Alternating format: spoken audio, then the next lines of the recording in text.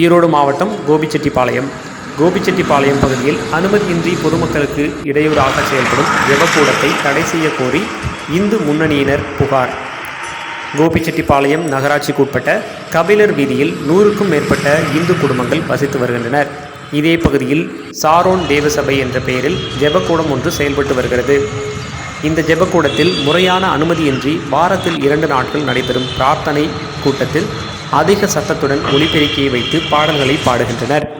இதனால் இந்த ஜெபக்கூடத்திற்கு அருகே உள்ள வீடுகளைச் சேர்ந்த குழந்தைகள் மற்றும் முதியோர்கள் மிகவும் பாதிப்படைவதாக அங்கு வசிப்பவர்கள் புகார் தெரிவிக்கின்றனர். மேலும் ஜெபக்கூடத்தில் வழிபாடு செய்வதாக கூறி இரவு நேரங்களில் அடையாளம் தெரியாத நபர்கள் வந்து செல்வதாகவும், இவர்களால் இந்த பகுதியில் குடியிருப்போருக்கு பாதுகாப்பு இல்லாத சூழ்நிலை உருவாகி வருவதாகவும் அங்கு வசிப்பவர்கள் வட்டாட்சியர் மற்றும் காவல்துறையினரிடம் புகார் தெரிவித்துள்ளனர். புகார் மனுவில் அமைதியாக உள்ள கோபி நகர பகுதியில் மத கலவரத்தை தூண்டும் நோக்கத்தில் செயல்படும் ஜெபக்கூடத்தை தடை செய்து அங்குள்ள பாதிரியார் மீது நடவடிக்கை எடுக்க வேண்டும் என்று அந்த பகுதியில் வசிக்கும் பொதுமக்கள் சார்பில் தெரிவித்துள்ளனர்.